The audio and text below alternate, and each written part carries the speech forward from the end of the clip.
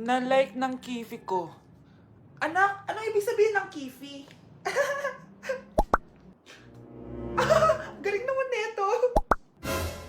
Anak, ano ginagawa mo? Nay, nagla-like po ako ng mga post sa TikTok. Nagla-like? Bakit mo binababa? Ito na po kasi uso ngayon, Nay, yung magla-like ka gamit yung kifi mo. Ano ba yung mga bata ngayon na malalaman nyo sa TikTok? TikTok pa! Ayan, mga nakukuha nyo. Ang KJ mo naman, Nay. Try mo kaya. Ay, naku, Scarlett, huwag mo kini-influensya sa mga ganyan mo, ha? Oo nga, ang sarap sa feeling. O, diba? Like! Na-like ng kifi ko. Good morning, class! Na-like ng kifi ko. Na-like ng deck ko. Aba, grabe na tong mga to. Ganyan na ba yung mga natututunan nyo ngayon? Sabi ko na nga ba walang magandang dulot yung TikTok na yan. Uso kasi to, ma'am. May bago na nga eh. Hay naku, Samantha, tigilan mo ako. Ano namang bago yan? Eto po, ma'am, tuturuan ko kayo. Anong pinang-like mo, Samantha? Yung esophagus ko po, ma'am. Esophagus? Grabe yung talent nyo, ha? Ikaw naman, ma'am. Try mo din. Sige. Ma'am, mali po kayo. Ma'am, sumobra po kayo. Hindi na po esophagus yan. Bitukan na po yan. Hello po, ma'am. Ang ganda naman po ng bahay nyo. Sino yan, Nay? Hello po. Anak, ito nga pala si Bebang. Bagong katulong natin dito. Siguraduhin mo lang na magaling ka, ha? Dahil ayoko sa lahat, yung tatanga-tanga. Opo, ma'am, ayusin ko po yung trabaho ko. Sige na, mag-umpisa ka na maglinis. Sige po. Di ko talaga gusto yung bago namin katulong dito. Nakakainis yung mukha niya. Ano yun? Ano ba yan? Unang araw pa lang dito, may nabasag ka na agad? Sorry po, ma'am. Tatanga-tanga kasi maglinis? Di mo ba alam na 1,000 pesos ang isa niyan? Linisin mo na yan! At wala ka sweldo na 3 araw, ha? Dahil wala ka naman pambayad niyan. Ganito nyo pala tinrato ang nanay ko. Humanda kayo. Bebang! Gawin mo nga ako ng kape. Ma'am, eto na po yung kape nyo. Ano ba yan? Bakit malamig na to? Gusto mo tapo ko to sa mukha mo, ha? Sorry po, ma'am. Gawin mo ako ulit ng bago. Baka na pang magawa ko sa'yo. Sige po, gagawa na lang po ako ulit ng bago.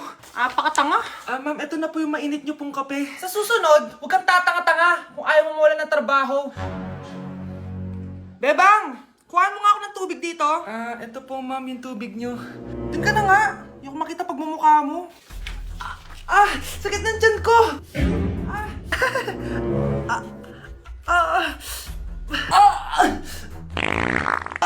Anak! Lumabas ka muna dyan! Gusto mo nang mainit, ha? Tignan ko na lang kung hindi kumulo yung tiyan nyo dito. Ma'am, eto na po yung mainit nyo pong kape. Eto po, ma'am, yung tubig nyo. Hindi ko kayo mapapatawad sa ginawa nyo sa nanay ko. Nag-uumpisa pa lang ako sa paghihiganti ko sa inyo. Yung lalaking umuwi dyan kagabi, hindi ako yun, anak. Umalis na kayo dyan ngayon na. Nay! Nay! Aray! Mahal. Napano ka? Sinaktan ka ba ng lalaking to, Nay? Okay lang ako. Napaso lang. OA na nanay. Ano nangyayari dito? Nay! Brianna! Sumama na kayo sa akin! Sasaktan tayo ng lalaking to! Di natin alam baka mamamatay tao yan! Ate, anong sinasabi mo? Si tatay yan, oh. Hindi yan si tatay, Brianna!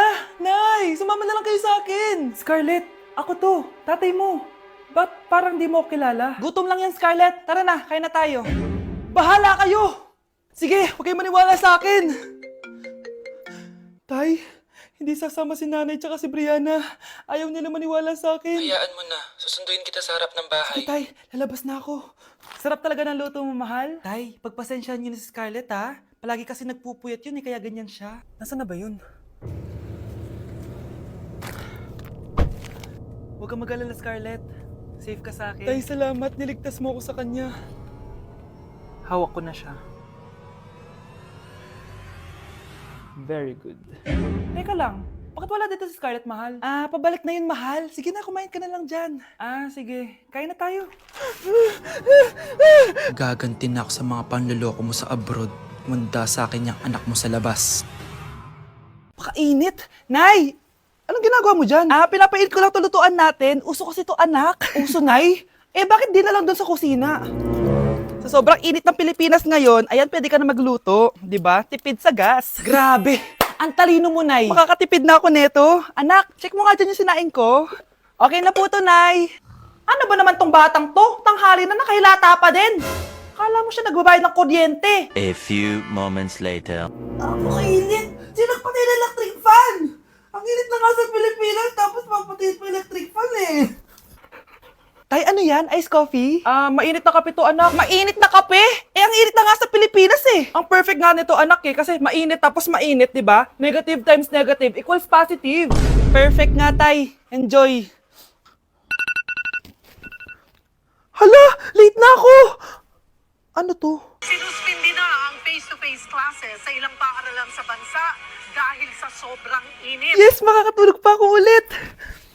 Ay, sa wakas, makakaligo na rin ako.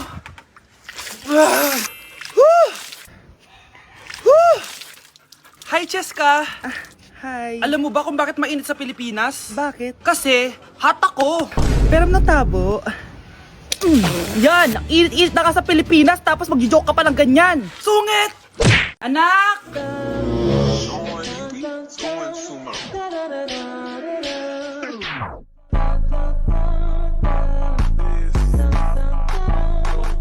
Ang galing natin, anak! Ano ba yan, Nay? Sinira mo yung TikTok ko. Aba, buti nga sumasali pa ako sa TikTok mo. Ang galing ko kaya. Uulitin ko na lang. Huwag ka na sasali, ah. Subukan mo, huwag i-post yan. Di ka nga marunong magganto, eh.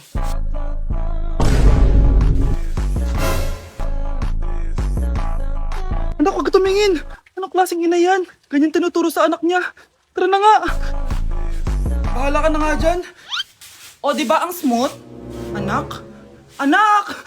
Anak, kunin mo ang cellphone ko sa kwarto. May tumatawag ata. Ah, sige po, Nay. Sabi cellphone ni nanay. Anak, bilisan mo naman. Ay, salamat naman. Nakatae din. Scarlett, ba't nandyan ka? Eh, di ba pinukuha ko sa cellphone ko? Pinagsasabi mo, Nay. Kanina pa ako dito sa loob. Nay, eto na po cellphone niyo. Sino yan, Nay? Bakit kamukha ko? Teka lang, bakit dalawa kayong Scarlett? Nananaginip pa ako? Ah, Nay, ako yung totoong Scarlett. Ha? Sinungaling! Ako to, Nay, ang totoong Scarlett. Sandali nga! Hindi na ako tutuwa sa inyong dalawa, ha?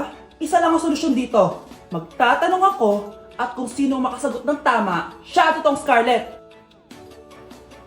Unang tanong, saan ako may balat? Balat? Ah, Nay! Sa puwet! Nay! Sa kifi. Tama! Kifi. Ha?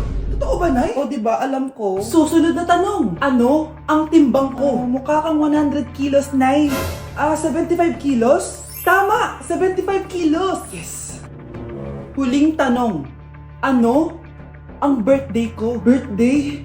Mahina pa naman ako sa ganyan. April 14, 1977? April 15, 1977. Tama! Ikaw nga ang totoong Scarlett! At ikaw, dahil talo ka, lumayas ka na dito! Impostor! Ay!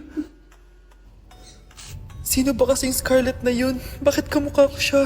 Anak, kilalang kilala mo talaga ako, no? Siyempre naman, Nay. Anak mo ko eh.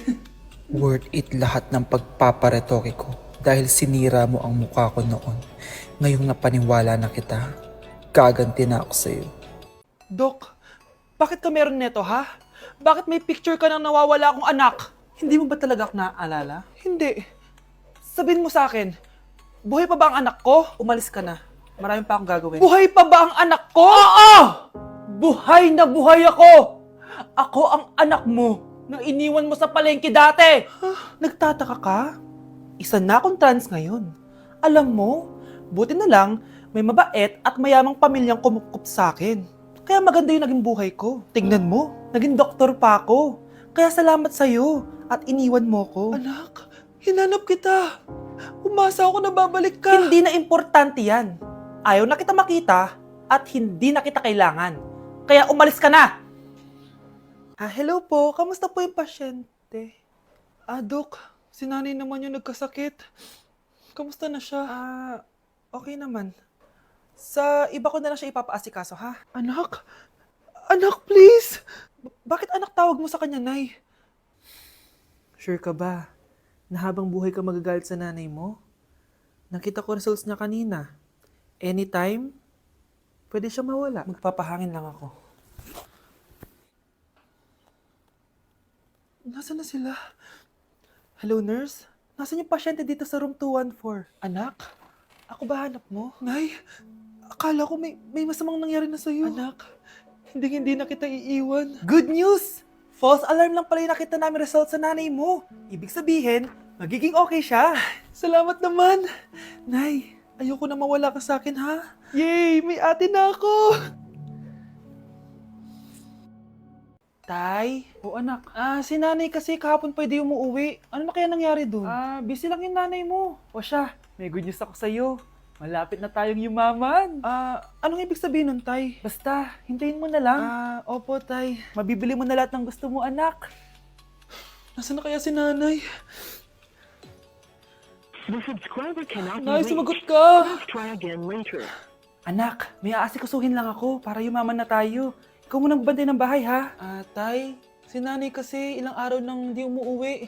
Wala ka pa rin bang balita sa kanya? Scarlett, di ba sabi ko sa'yo busy ang nanay mo? Babalik din yun, huwag ka mag-alala. Sige na, ha? Kainis, wala na naman signal. Kailangan ko tawagan si nanay. Naku, Mare, tigilan mo na ako, ha? Scarlett? Aling Rosa? Bakit po? Bakit nandito ka? Hindi ba dapat nasa burol ka ng nanay mo? Burol? Nagjo-joke ka ata, tita. Buhay pa yung nanay ko. Kakagaling ko lang dun eh. O eto, hindi ba't nanay mo yung nakaiga dyan sa kabaong? Scarlett, anong ginagawa mo dito sa labas? Tay, explain mo to! Bakit nakaburol si nanay, ha? Kaya siguro hindi siya umuwi ng ilang araw? Okay, class. Oh, Jessica, buti pumasok ka pa. Ang dami mo na miss na quiz. Bagsak ka na sa akin. Nagbakasyon ako. Na-stress kasi ako sa'yo. Ang dami mo kasi pinapagawa. Aba, bakit? Hindi lang naman ikaw ang pinapagawan ko. Lahat kayo. Ano ka dito, prinsesa? Oo. Sa bahay namin, ako ang prinsesa. Kaya kayong lahat, sumunod kayo sa akin. Pumunta ka sa guidance office. Hindi po, ate. You go to the principal's office. Tandaan mo, kami ang nagpapasahod sa'yo, di ba? Ano nangyari kay ma'am? Hala si ma'am! Ang ganda-ganda ko na naghanap ka pa ng iba. Hala, heartbroken ata si Cheska. This sir, feeling main character kasi. Tumatawa ka? Masaya kayo, ha? Kapag heartbroken ako, bawal maging masaya. Ano naman kung heartbroken ka? Pakinamin. Oh, come on, Samantha. Hindi mo pa naman na-experience sa magka-jowa. Kasi walang nagkakagusto sa mukhang yan. Hi! Ako pala si Scarlett. Bago lang ako dito. Oh, pake ko. Tsaka tanggal mo nga yung makeup mo. Dapat ako lang yung maganda dito sa school. Sino ka ba para utusan ako?